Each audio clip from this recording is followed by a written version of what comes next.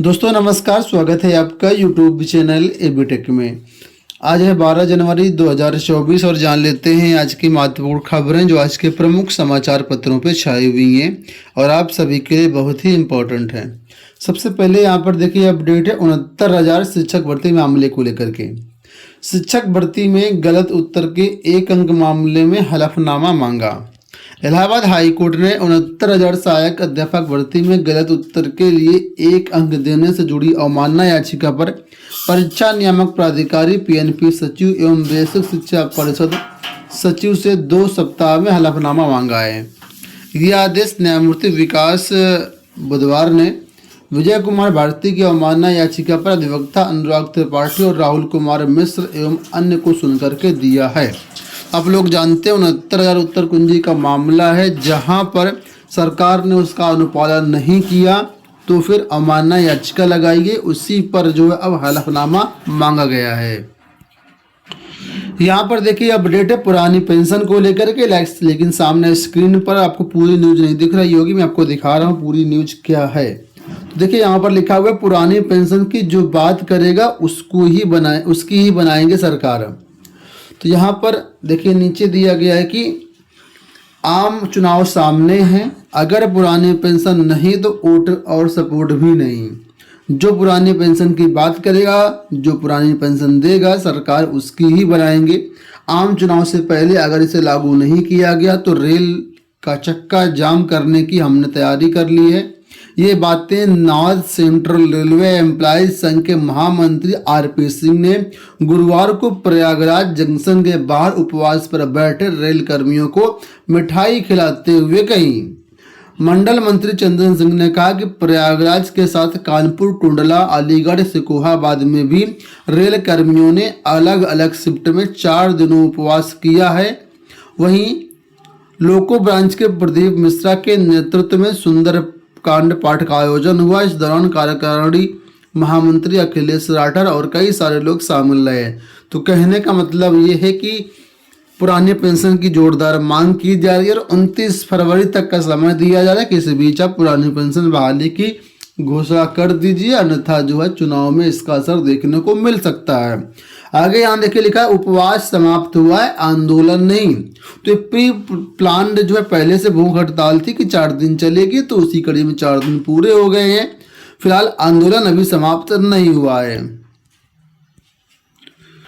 यहाँ पर देखिए अगली जो अपडेट है वो पीसीएस को लेकर के। आप लोग जानते हैं पीसीएस के इंटरव्यू चल रहे हैं और इंटरव्यू में कल जो सवाल पूछे गए वो सामने स्क्रीन पर हैं। लिखा कि रामलला की प्राण प्रतिष्ठा 22 जनवरी को ही क्यों, ऐसे ऐसे सवाल पीसीएस इंटरव्यू में पूछे गए। शुक्रवार को इसका समापन होगा। प्रतिदिन 90 अभ्यर्थियों को इंटरव्यू के लिए बुलाया जा रहा है। साक्षात्कार दे करके निकले अभ्यर्थियों से उनका अनुभव जानने के लिए लोक सेवा आयोग गेट पर प्रतियोगी छात्रों की भीड़ रहती है। इसके अलावा प्रतियोगी पत्रिका छापने वाले प्रकाशकों की भी टीम उनसे अनुभव पूछ रही है। सुबह से शाम तक ये प्रक्रिया चलती रही है। तो कल जो क्वेश्चन पूछा गया उसमें एक क्वेश्चन ये भी था कि 22 जनवरी को ही रामलला की प्राण प्रतिष्ठा क्यों जरूरी है। इसके अलावा और भी कई सारे प्रश्न पूछे गए जो कि सामने स्क्रीन पर आप लोग देख सकते हैं। यूपी बोर्ड को लेकर के यहाँ पर अपडेट है कि 2024 की परीक्षा में नकल रोकने के लिए बड़ा निर्णय। बोर्ड मुख्यालय और क्षेत्रीय कार्यालय में खुलेंगे कमांड एंड कंट्रोल सेंटर। लिखा कि 2023 की हाई स्कूल इंटरमीडिएट की परीक्षा बिना पुनर्परीक्षा के संपन्न करा चुका यूपी बोर्ड 2024 की परीक्षा में शासन और सरकार की मंशा के अनुरूप नकल पर नियंत्रण के लिए घेरा और कसने जा रहा है। परीक्षा केंद्रों की निगरानी और प्रश्न पत्रों की सुरक्षा के लिए जिला विद्यालय निरीक्षक और यूपी बोर्ड के शिविर कार्यालय लखनऊ में खुले। कमांड एंड कंट्रोल रूम से ऑनलाइन निगरानी पिछली बार की गई थी, लेकिन इस बार यूपी बोर्ड मुख्यालय प्रयागराज सहित सभी 5 क्षेत्रीय कार्यालयों में भी कमांड एंड कंट्रोल सेंटर स्थापित होंगे। शिक्षा निदेशक डॉक्टर महेंद्र देव ने इसके लिए निर्देश जारी किए हैं। तो कुल मिलाकर के यूपी बोर्ड में नकल विहीन परीक्षा कराने के लिए पुख्ता इंतजाम किए जा रहा है और इस बार जो इसकी निगरानी होगी बोर्ड मुख्यालय के साथ साथ सभी क्षेत्रीय जो केंद्र वहां से भी की जाएगी। मास्टर ट्रेनर समझाएंगे परीक्षा में नकल पर नियंत्रण का तरीका कि कैसे नकल रोकी जा सकती है। यहाँ पर देखो अपडेट है कि यूपी कैबिनेट का फैसला, न्यायिक अधिकारियों के 1340 पदों पर भर्ती। अब यहाँ पर जो परीक्षा प्रक्रिया थी वो बदल दी गई है। लगा कि यूपी सरकार ने न्यायिक अधिकारियों के पदों पर भर्ती के लिए संख्या बढ़ाने के साथ साथ प्रक्रिया में भी बदलाव किया है। अब भर्ती 2 स्तरीय परीक्षा के आधार पर की जाएगी। प्रारंभिक परीक्षा के बाद मुख्य परीक्षा होगी और इंटरव्यू से चयन होगा। पद भी 150 से बढ़ाकर के 1340 कर दिए गए हैं। इसमें 799 पद स्थायी हैं व 541 पद अस्थायी हैं।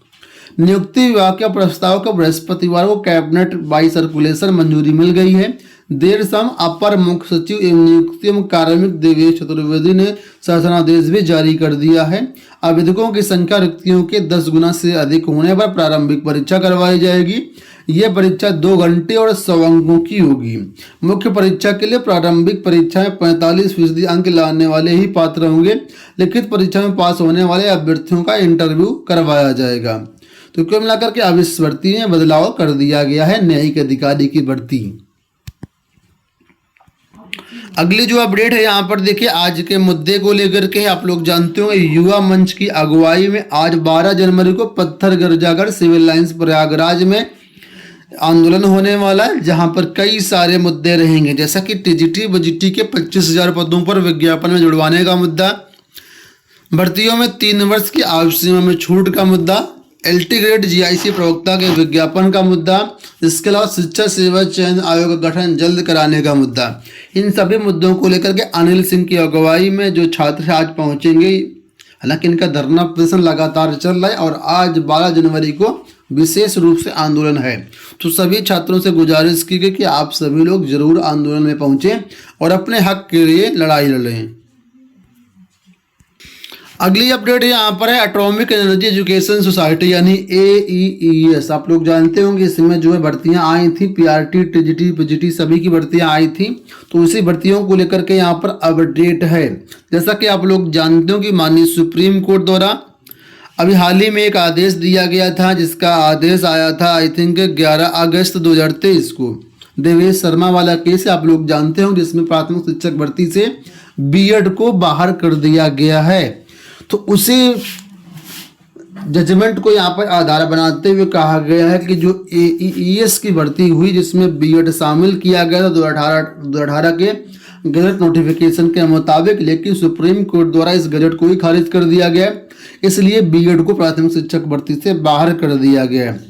ऐसे यहाँ पर साफ तौर पर कहा गया है कि candidates having qualification of B Ed are not eligible for appointment as primary teacher, यानी AEES भर्ती से भी प्राइमरी को बाहर कर दिया गया है अब उसी आदेश के तहत।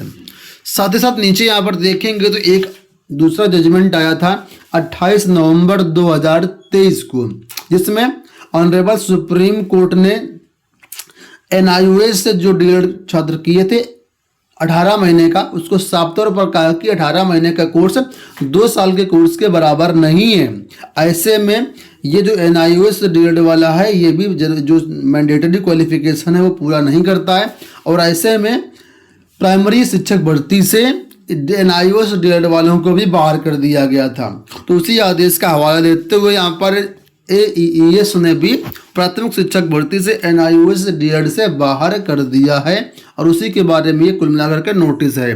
तो AEES की भर्ती से अब बीएड वाले छात्र और NIOS डीएड वाले छात्र पूरी तरीके से बाहर हैं, और आपको जानकारी के लिए ये नोटिस जारी की गई है। तो दोस्तों, ये हो गई आज की सारी सूचना। उम्मीद करेंगे वीडियो आपको पसंद आया होगा। इस वीडियो में इतना ही, धन्यवाद।